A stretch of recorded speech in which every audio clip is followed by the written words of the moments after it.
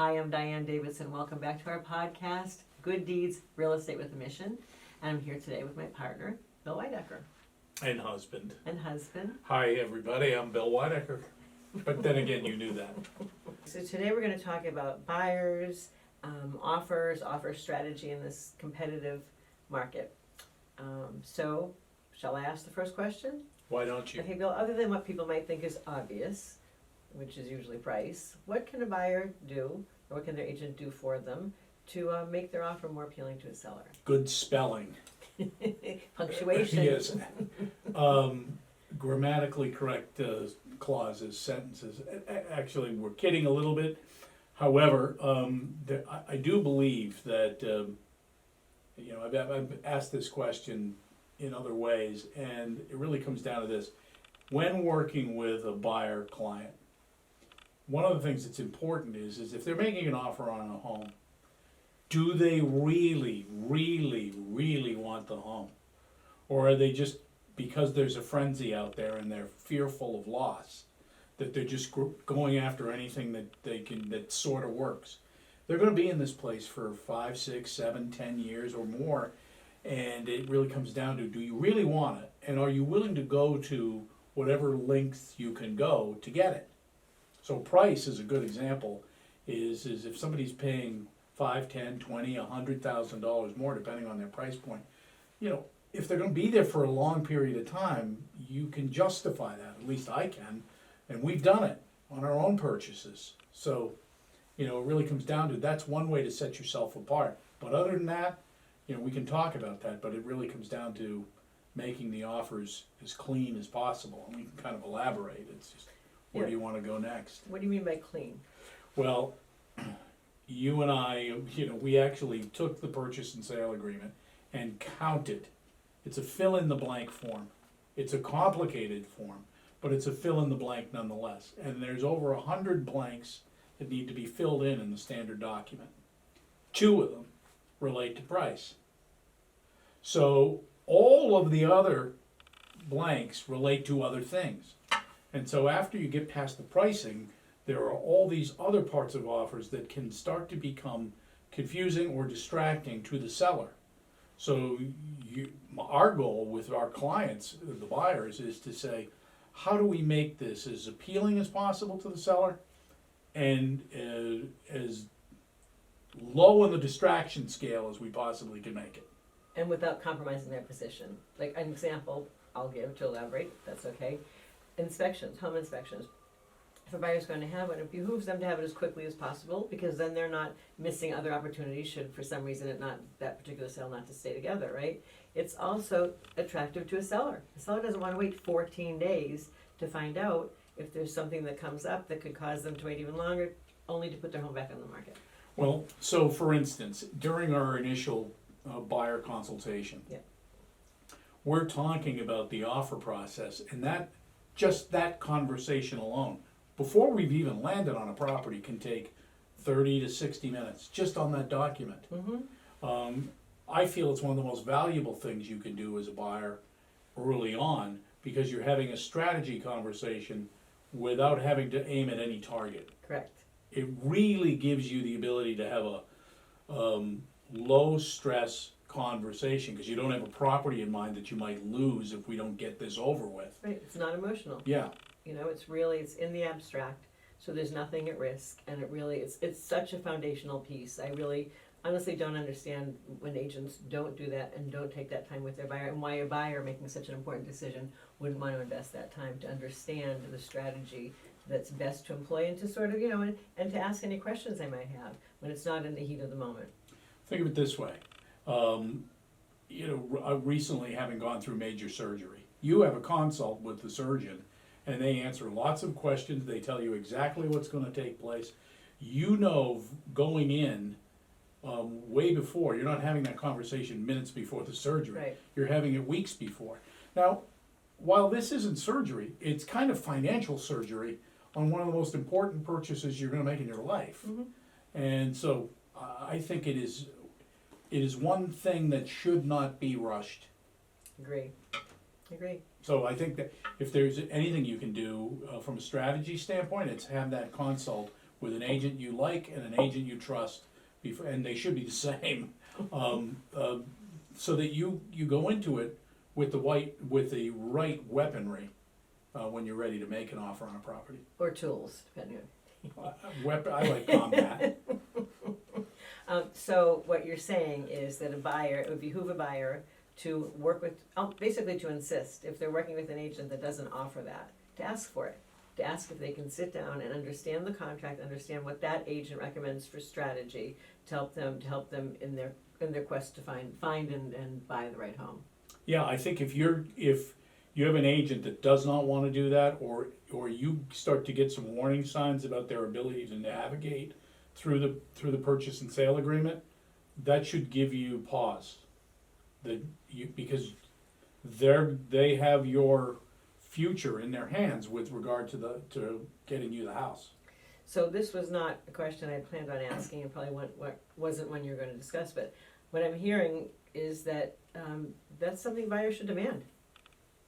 It seems like that should be that if a buyer's interviewing agents, they should ask if that's something the agent does, and if not, it's something they're willing to do, and they should evaluate the level of skill that agent has at preparing and strategizing the offer. No doubt. Yeah. No doubt. Look at it this way, from a training perspective, when we have, every real estate agent was new at one time, every single one of them. But from a training perspective, for us, when we hire somebody, it's one of the things we spend a lot of time. Yeah. It is a foundational document.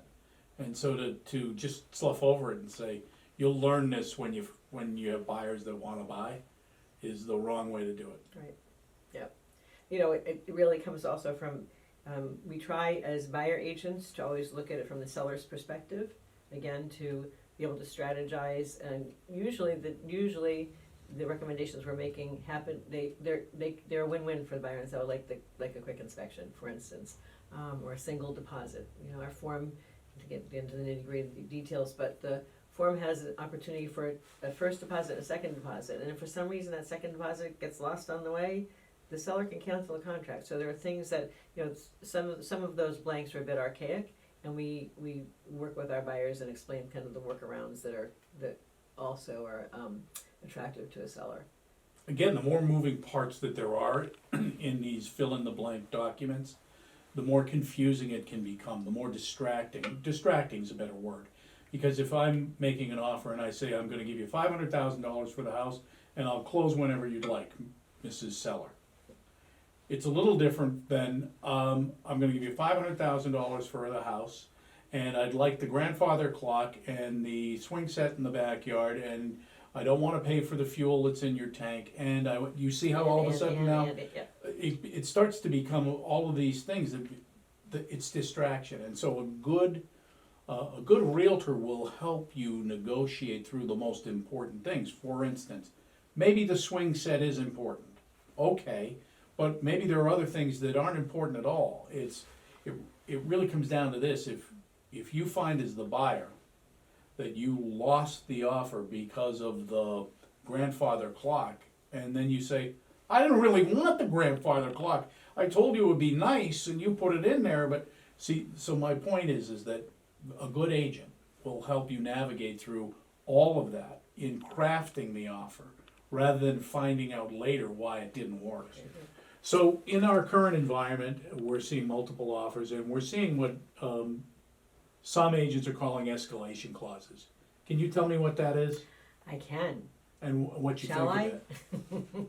Okay, so an escalation clause is where one buyer who's offering, starts with a number and offers to pay X number more than the highest offer, usually with a limit. I'll give you an example. The asking price is $300. They offer $300, but they're willing to pay $1,000 more than any other bona fide offer, up to a maximum of, say, $320. Okay, so they will escalate. $1,000, it can be $1,000 increment, it can be $1, it can be $5,000, whatever it is, and they always have a maximum, and they always have a starting point. That clear? Yeah. Okay. What's your thoughts on that if you're representing a buyer and a buyer sort of says, hey, what do you think of these escalation clauses? You know, I have relatives that just did did one? So it really depends again with what the buyer's wishes, right? So it could, it could help the buyer to buy the house without spending as much as they might have to if they just went right to the top. So in this case of 3 to 320, if they just offer 320, maybe the seller is willing to sell it to them for 315 because that's $1,000 over the next highest. But maybe not for a couple of reasons. Some sellers don't want to deal with escalation clauses. And in this market with many offers, if there are a few escalation clauses, it's nearly impossible to navigate what comes out where on the top. Mm-hmm. So there are sellers, I would say that so the question is, do you want the house for $320,000, or would you rather try to get it for less, knowing that might hurt your chances of getting it? Okay. I mean, it's gonna be it's always up to our clients. You know, even without escalation clauses, one thing I learned a long time ago is that when a buyer pays as much as they want to pay and sweetens terms however they wanna sweeten them, sometimes it's not because they're at their limit. It's just that's how much they like that house. That's how much they want that house. Mm-hmm. So I would say if a buyer is interested in exploring that option, they need to, it's a risk assessment, right? So they risk losing the home by not going right up to what they're willing to pay. And if they go up to what they're willing to pay, they risk that they might have paid $5,000 more than they had to. Kind of need a crystal ball to figure that one out.